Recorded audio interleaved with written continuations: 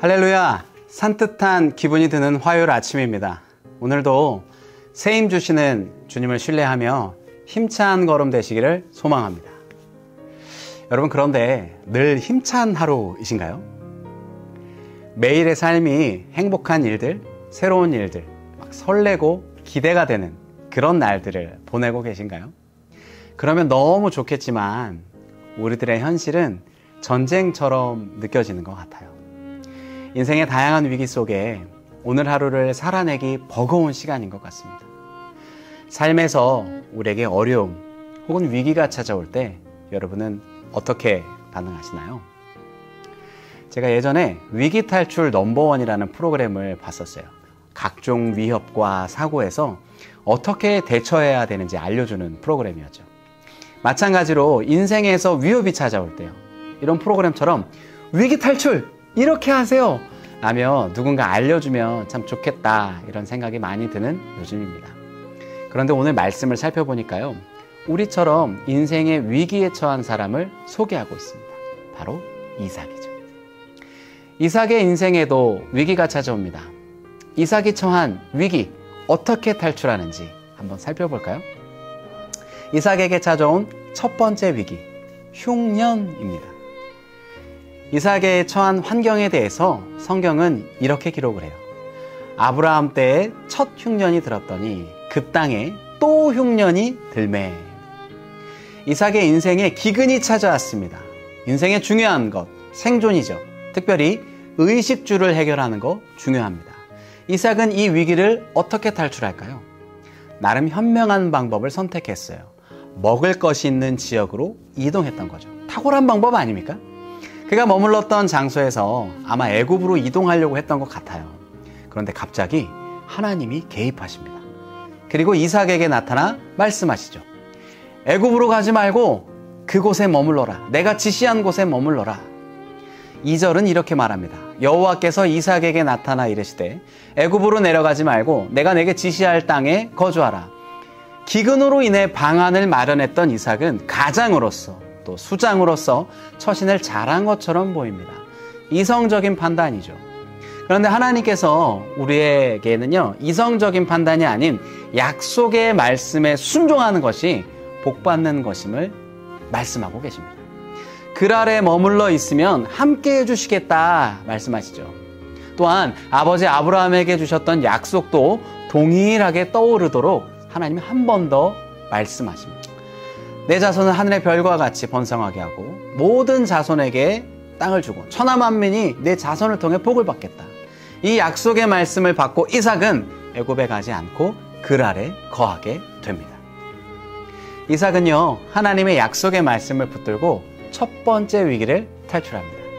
그러나 인생은 산 넘어 산 아니겠습니까? 이삭에게 두 번째 위기가 찾아옵니다. 그 두 번째 위기는 아내를 누이라고 속이게 된 거죠. 아버지 아브라함도 아내를 누이라고 했는데 이삭도 똑같이 행동합니다. 참 같은 남자지만 진짜 너무 부끄럽습니다, 진짜.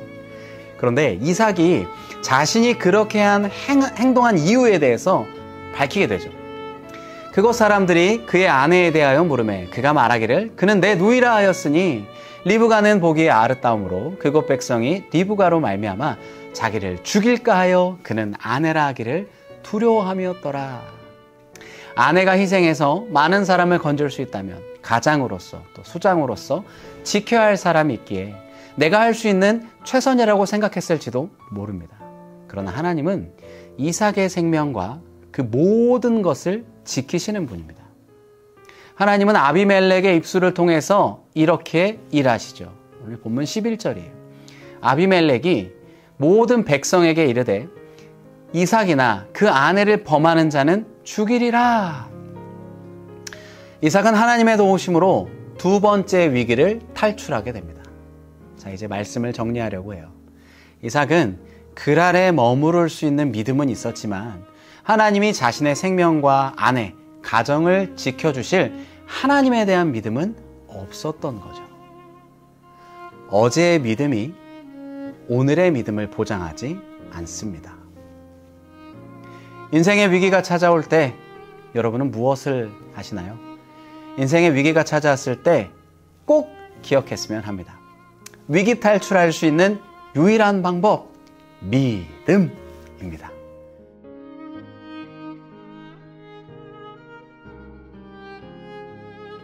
다윗은요, 위기의 상황에서도 하나님을 향한 믿음을 잃지 않았습니다.